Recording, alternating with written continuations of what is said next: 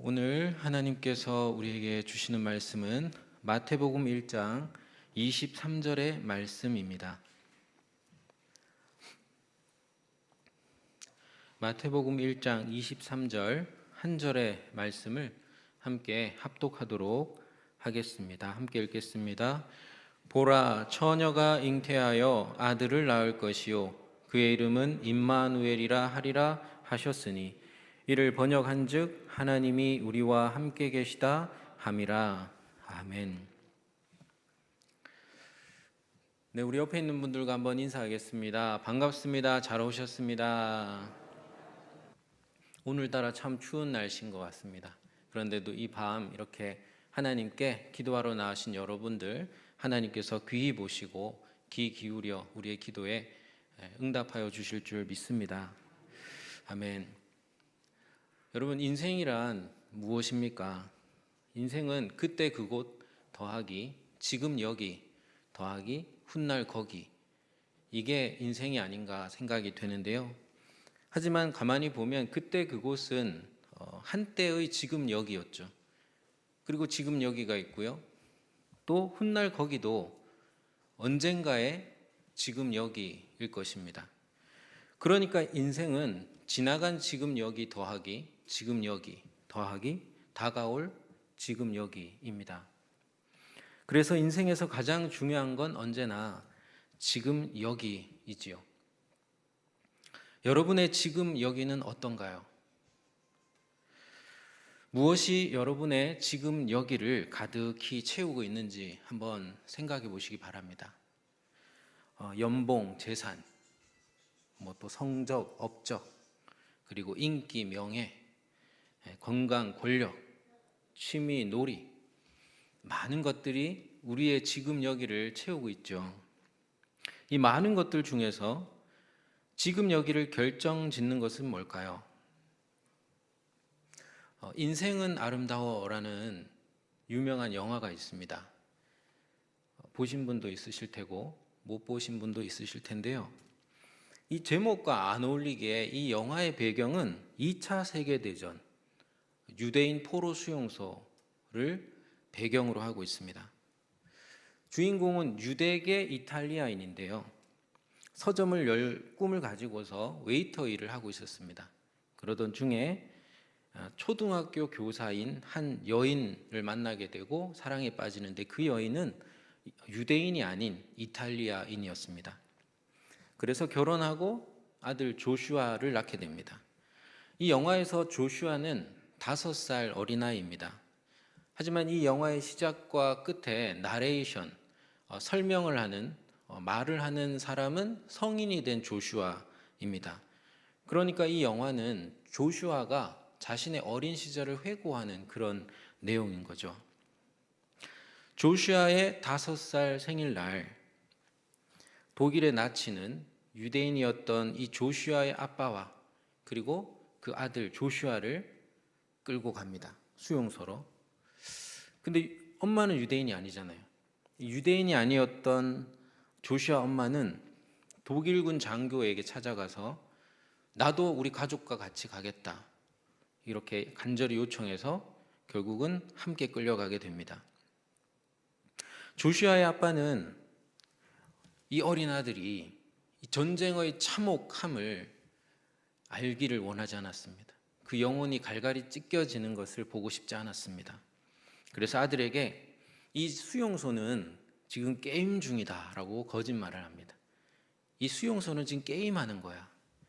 그래서 1000점을 빨리 획득을 해야 돼. 1000점. 그러면은 상으로 탱크를 줘. 이렇게 거짓말을 합니다. 그리고 1000점을 획득하려면 어떻게 해야 되느냐 하고 설명을 해줍니다.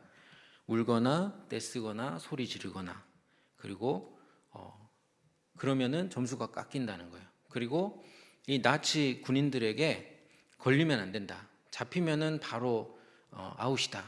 그래서 절대 잡히지 말고 잘 숨어 지내야 된다. 이렇게 거짓말을 합니다. 이 수용소에서는 노인과 아이들은 노동에 별로 필요가 없기 때문에 막 죽이는 거예요.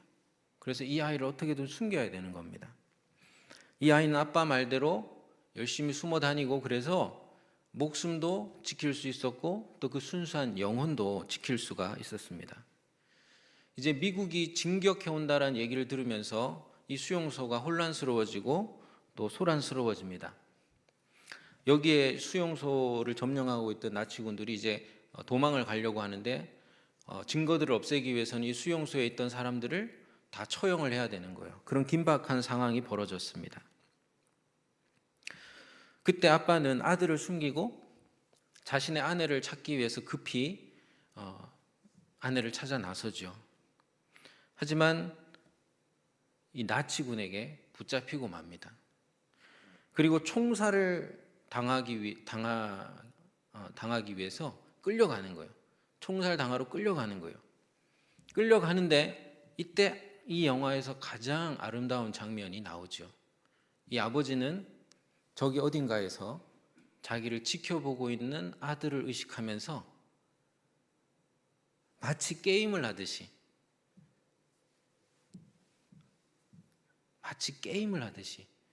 장난치듯이 총살을 당하러 가는 거예요. 조슈아는 아빠 말대로 꼭꼭 숨어 있다가 나중에 미군의 탱크에 의해서 그 수용소에서 이제 나오게 되고 가는 길에 또 엄마를 만나서 다시 집으로 돌아가게 됩니다. 이 조슈아는 2차 세계대전 그리고 인류 역사상 가장 끔찍한 유대인 포로 수용소를 겪었습니다. 그러면은 그런 인생을 회고하면 어떤 인생이 나오는 겁니까? 아우, 인생은 추악해. 인생을 정말 내가 살아보니까 추악해. 이런 회고가 나와야 되겠죠. 근데 이 영화의 제목은 인생은 아름다워입니다. 누가 조슈아의 인생을 이렇게 아름답게 수놓았습니까? 부모의 절절한 사랑입니다. 조슈아의 인생을 결정지은 건 2차 세계대전도 아니고 유대인 포로 수용소도 아닙니다. 자신을 사랑하는 엄마와 아빠였습니다. 지금 여기 인생을 결정짓는 것은 무엇입니까? 누구와 함께 하느냐 하는 것입니다. 오늘 말씀 마태복음 1장 23절을 한 번 더 함께 읽어보겠습니다.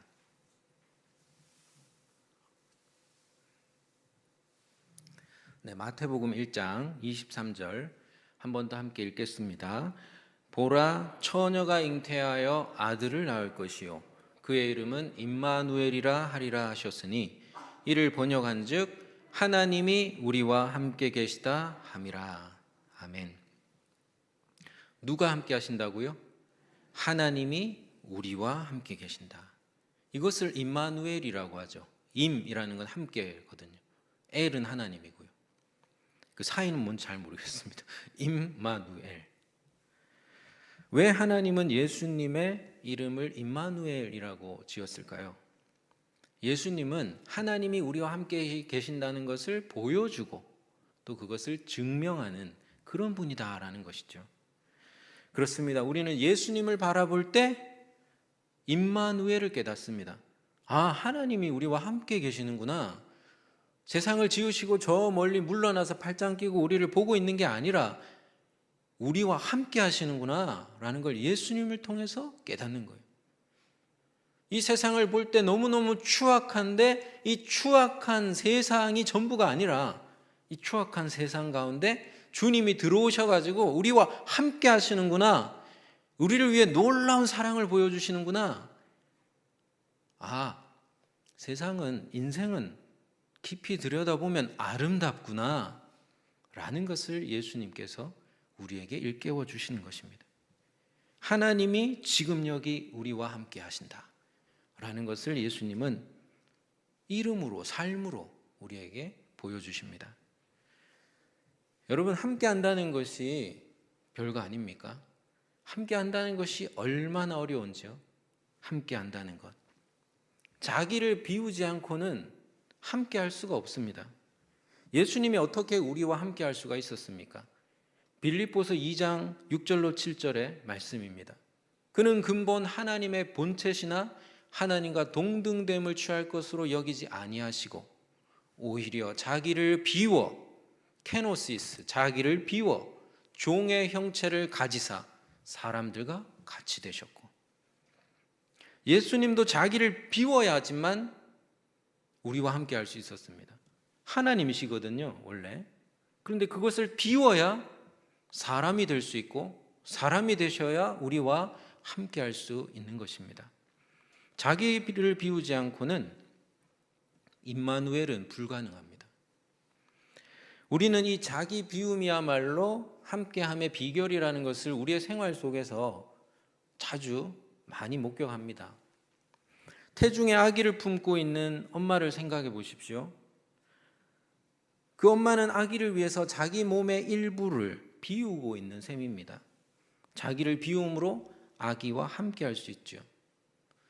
여러분의 집에 방이 셋 있다고 생각해 보면, 그 방에 또 자식들 둘이 한 방씩 차지하고 있다고 하면 여러분은 자기의 공간을 비움으로 두 자식과 함께 하시는 것입니다. 추운 겨울 아침마다 피곤한 눈을 비비고 가족을 위해서 일터로 꾸역꾸역 나가는 아버지는 자신의 기력과 자유를 비우시는 거예요. 자기 비움으로 가족들을 건사할 수 있고 가족과 함께 할 수 있습니다. 저희 교회 비전센터가 옆에 딱 있는데요. 비전센터, 교회로 가득 채울 수도 있었습니다. 근데 교회는 다 비워버리고, 그죠? 지역 주민들 다 오셔서 사용하시라 여러 가지 공간들을 마련했습니다. 교회가 자기 공간을 비움으로 지역사회와 함께 할 수 있게 된 것입니다. 거기를 교회로 꽉 채우면 교회 안 다니는 사람들이 거기 왜 오겠습니까? 특별한 경우가 아니면. 근데 수많은 지금 지역 주민들이 비전센터로 오셨죠. 왔다 가셨죠. 그러다가 우리 교회 오기도 하셨고요. 등록하시기도 하시고요. 자기를 비움으로 함께 할 수 있습니다. 부부도, 친구도, 동료도, 시민도 그렇습니다. 자기를 비우지 않으면 함께 할 수 없습니다. 반대로 자기를 비우면 함께 할 수 있습니다. 주님과 함께하는 비결도 그렇습니다. 주님이 우리와 함께 하시기 위하여 자기를 비우셨다면 우리가 주님과 함께하는 방법도 우리를 비우는 것입니다. 이런 유명한 노래 있죠. 가시나무라는 유명한 노래가 있잖아요. 제가 연습하면서 이거 부를까 말까 계속 고민하다가 부르지 않는 것이 은혜가 되겠다 해서 부르진 않겠습니다. 내 속엔 내가 너무도 많아. 요까지만 부를게요. 내 속엔 내가 너무도 많아. 당신의 쉴 곳 없네. 내 속엔 헛된 바람들로 당신의 편할 곳 없네. 내 속엔 내가 어쩔 수 없는 어둠이 꽉 차가지고 당신의 쉴 자리를 빼앗네. 내 속엔 내가 이길 수 없는 슬픔이 있어서 누구도 들어올 수가 없네. 그러면서 이렇게 비유하죠. 무성한 가시나무 숲 같네. 여러분, 가시나무 숲에 들어갈 수 있습니까? 제가 성지순례로 이집트, 요르단, 이스라엘을 간 적이 있는데 같이 이렇게 여행하다가 어떤 분이 그 길에서 발을 헛디뎌서 약간 아래쪽으로 굴러 넘어지셨어요. 근데 그 밑에 가시덤불이 있었어요. 근데 이스라엘 가시 보셨습니까? 우리나라에서 볼 수 없습니다. 이스라엘 가시는 가시 크기가 이만합니다. 그래서 손에 실제로 이렇게 몇 군데가 찔리셔가지고 응급처치를 했었는데요. 그거 보면서 예수님이 어떤 가시 찔리셨을까 그 생각도 했고요. 여러분, 가시나무가 가득하면 들어갈 수가 없습니다. 그래서 사도 바울은 빌립보서 3장 8절에서 9절에 이렇게 말씀을 고백을 했죠. 내가 그를 위하여, 예수님을 위하여 모든 것을 잃어버리고 배설물로 여김은, 똥으로 여김은 그리스도를 얻고 그 안에서 발견되려 합니다. 이런 말이죠. 내가 그리스도를 위하여 모든 것을 배설물처럼 버리고 비웠다. 케노시스, 비웠다. 그럼으로써 그리스도와 함께 할 수 있게 되었다. 여러분, 혹시 그리스도와 함께 하기 위해서 무엇을 얼마나 비우셨습니까? 무엇을 얼마나 배설물처럼 여기고 버리고 비우셨습니까? 혹시 아무것도 버리지 않고 비우지 않고 그리스도와 함께 하려고 애쓰셨던 것은 아닙니까? 주님은 우리와 함께하고 있습니다. 다만 우리가 주님과 함께하지를 못하고 있는 것입니다. 자기를 비울 때 그리스도와 함께할 수 있습니다. 자기 비움은 임마누엘의 비결인 것이죠. 함께함의 비결에는 한 가지가 더 있는데요. 그것이 뭐냐면 함께하는 이의 고난에 동참을 하는 것입니다. 오프라 윈프리가 이런 공감되는 말을 했더라고요.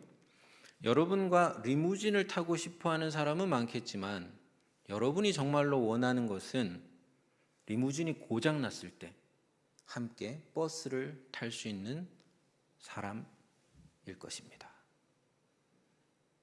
내가 리무진 타고 다닐 때 그 옆에 타고 싶어하는 사람 말고 이 리무진 다 고장났을 때 같이 버스 타고 다닐 수 있는, 고난을 함께 할 수 있는 사람, 그 사람을 우리는 원한다. 최근에 유키즈라는 프로그램에서 아버지 빼고는 모든 사람이 월드 클래스라고 인정하는 손흥민 선수의 아버지가 출연을 했습니다. 다 월드 클래스라는데 혼자 월드 클래스 아니라고 지금까지 우기고 계시죠.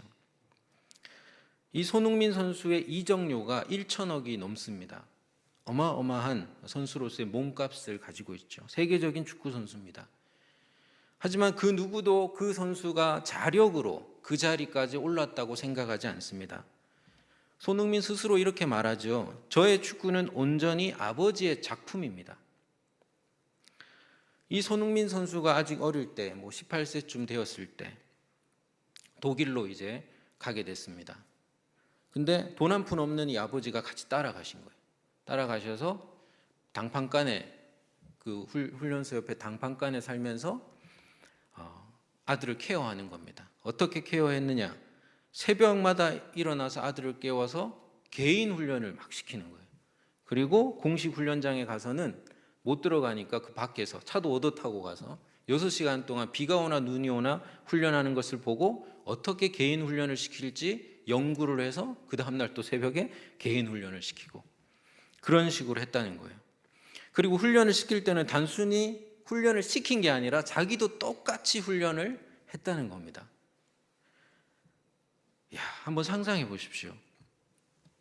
훈련할 필요가 없는 아버지가 자신을 위해 자신과 함께 똑같이 그 고통스러운 훈련을 하고 계세요.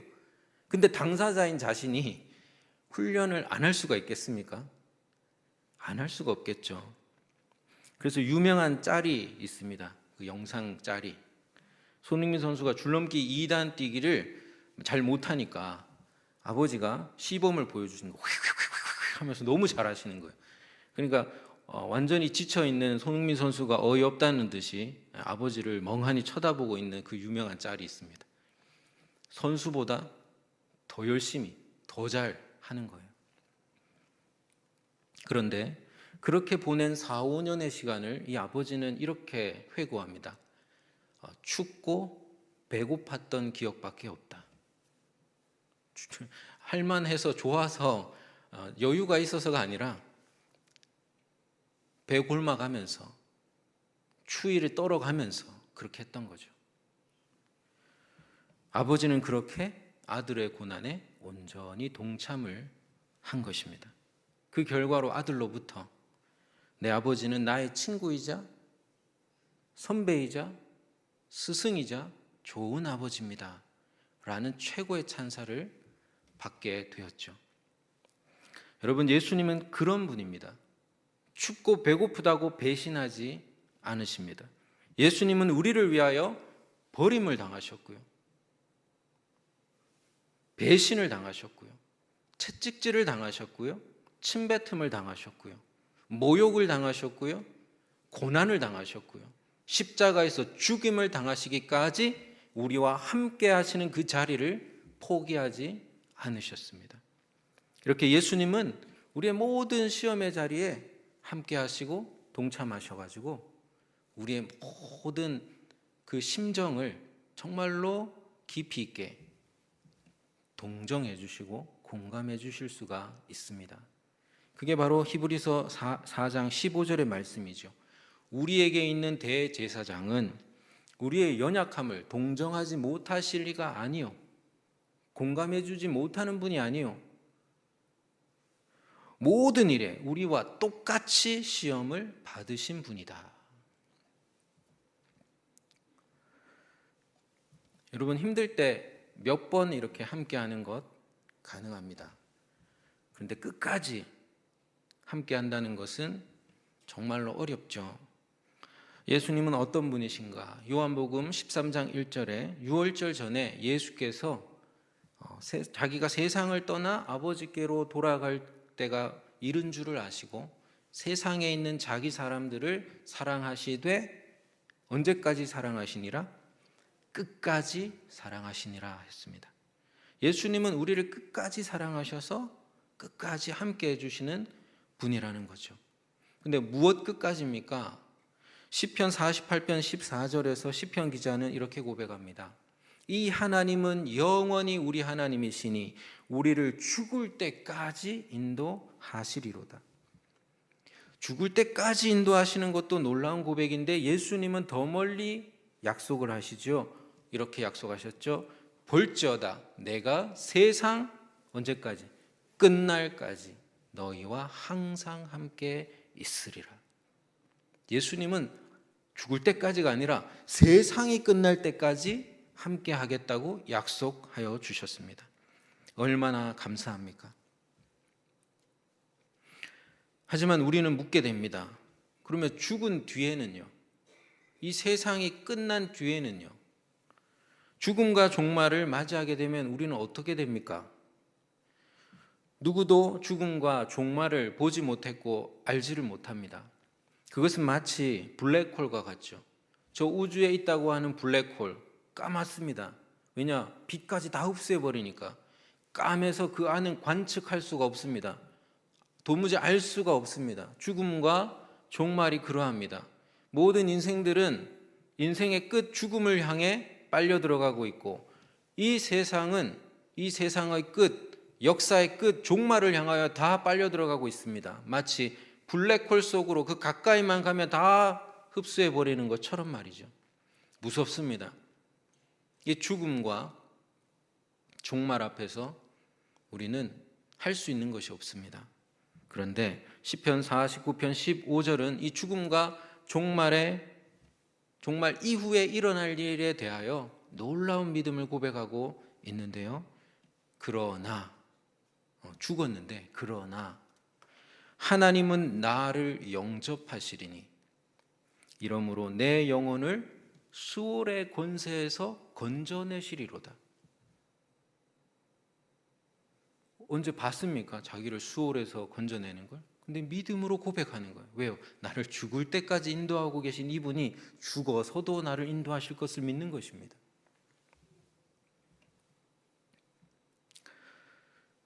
그렇습니다. 예수님은 지금 여기만이 아니라 훗날 거기서도 우리와 함께 하시기 위하여 이 땅에 오셨고요.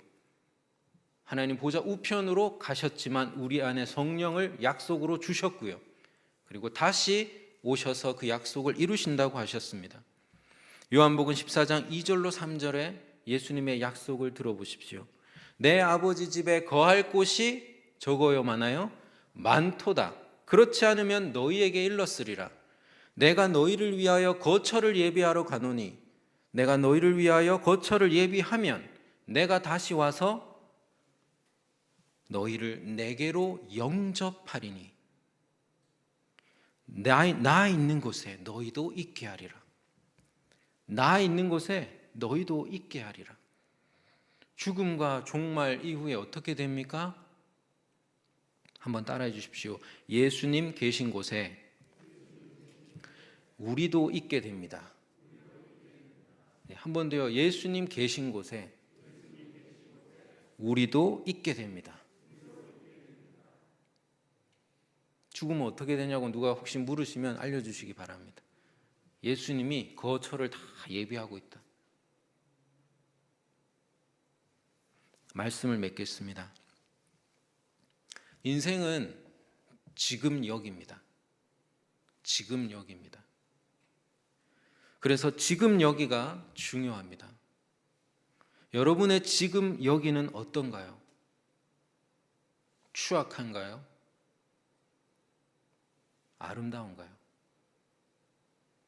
안 좋은가요? 좋은가요? 살 맛이 안 나나요? 살 맛이 나나요? 무엇이 여러분의 지금 여기를 결정하고 있습니까? 누구와 함께 하느냐가 중요합니다. 그럼 이야기가 달라집니다. 복된 이야기, 복된 소식이 우리에게 오늘 선포되었습니다. 하나님이 우리와 함께 계시다는 임마누엘입니다. 예수님은 이 임마누엘을 실현하시고 증명하시기 위하여 세상에 오셨습니다. 그리고 하나님이 우리와, 예수님이 우리와 함께 하시기 위하여 예수님은 자신을 다 케노시스, 비우셨습니다. 자기를 비워 우리 가운데 오셨고 우리와 함께 하십니다. 그리고 우리의 고난 가운데 참여하시다가 십자가에 못 박혀 죽으셨습니다. 우리의 고난을 외면하지 않으십니다. 우리가 외면하는 거지. 주님은 외면한 적이 없습니다. 주님은 고통받는 자에게 언제나 다가가셨고 손 내미셨고, 그래서 죽음의 종로를 하는 모든 사람들을 구원하시기 위하여 아예 자신의 몸을 던져 십자가에 못 박혀 죽으신 것입니다. 주님은 우리의 고난에 무관심하지 않습니다. 주님은 모든 인간의 고난을 다 짊어지시고 죽으셨습니다. 예수님은 우리의 고난에 함께하고 계십니다. 그 사실을 잊지 마시기를 바랍니다.